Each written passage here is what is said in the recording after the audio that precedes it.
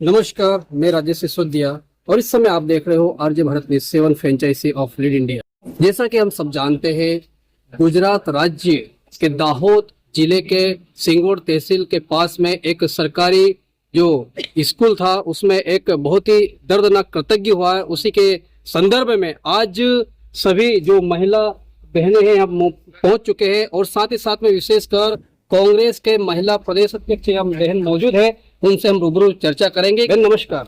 नमस्कार। आपका शुभ नाम? जेनी कुमार जी तुमर बहन, बताइए कि जो घटना बार बार घटित हो रही है, जबकि सरकार एक तरफ कहती है बेटी बचाओ बेटी पढ़ाओ, तो क्या बेटियां बच रही है, क्या बेटियां पढ़ रही है और आखिरकार यह अत्याचार बहन बेटी पर कब तक होता रहेगा, क्या कहेंगे आप? आपने बेटी बचाओ बेटी पढ़ाओ की बात की, तो सबसे पहले मैं शुरुआत से बोलना चाहूंगी कि बेटी पढ़ना तो चाहती है, बेटी को पढ़ने देने के लिए उनके माँ बाप भी रेडी हो गए, पर वो सुरक्षित नहीं है। इसलिए कहीं हमारे भी अंदर संदेह खड़ा क्रिएट हो रहा है कि अब ऐसे माहौल में सुरक्षित गुजरात की बात करते हैं, पर यहाँ पे सुरक्षा के नाम पे कितना आप देख रहे हैं कि रोज पिछले 72 घंटे में कितनी बार कितने अत्याचार हुए महिलाओं के साथ। ये जो रोज के 6 से ज्यादा बलात्कार महिलाओं के ऊपर हो रहे हैं और न जाने कितने महिलाओं के विरुद्ध जो अत्याचार हो रहे हैं उसकी कोई सीमा नहीं है। तो ऐसे माहौल में मुझे नहीं लग रहा है कि गुजरात में भारतीय जनता पार्टी की सरकार है वो किसी भी तरीके से सीरियस है महिलाओं को लेकर। मुझे नहीं लग रहा है कि वो गंभीर रूप से कुछ सोच भी रहे या कुछ भी एक्शंस ले रहे हैं। ये जो घटना हुई है, जो 6 साल की बच्ची इसके साथ बलात्कार हुआ है, उनके स्कूल के प्रिंसिपल ने बलात्कार किया है, भारतीय जनता पार्टी की सरकार है। पश्चिम बंगाल के लिए आपके जबकि हम देख रहे हैं कांग्रेस के कार्यकर्ता, कांग्रेस के दल के नेतागण, साथ ही साथ आम आदमी पार्टी समाज के लोग, अरे क्यों भारतीय जनता पार्टी उनके सरकार है वो क्यों सामने आके कोई नहीं कर पा रहे?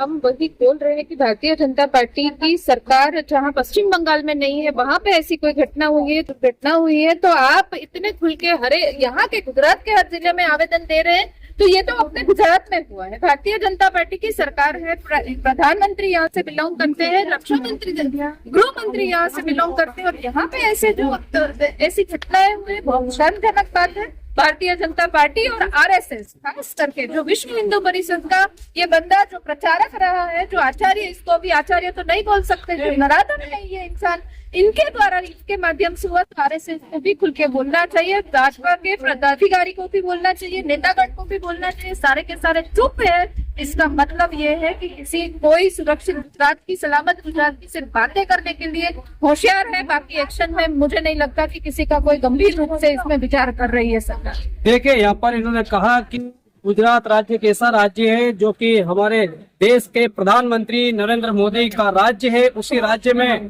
जबकि बेटी बचाओ बेटी पढ़ाओ की बात होती है, उसी राज्य में एक घटना घटित होती है। और साथ ही साथ में वहाँ पे हमने देखा कि काले कांच वाली गाड़ी थी और काले कांच वाली गाड़ी के अंदर एक घटना घटित होती है और हम ये देखते हैं कि किस प्रकार से आचार्य के द्वारा दुष्कर्म करने की कोशिश की गई और बताया जा रहा है कि आचार्य के द्वारा ही उसका दम घोट के उसे मौत की घाट मात्र 6 वर्षीय बेटी को उतार दिया गया। बहुत ही शर्मनाक और आत्मा को झंझोड़ देने वाली घटना हमारे गुजरात प्रदेश में यह हुई है। देखते रहिए आरजे भारत न्यूज 7। मैं आपका मित्र राजेश सिसोदिया फिलहाल मैं आपसे विदा लेता हूँ। जय हिंद, जय भारत, नमस्कार।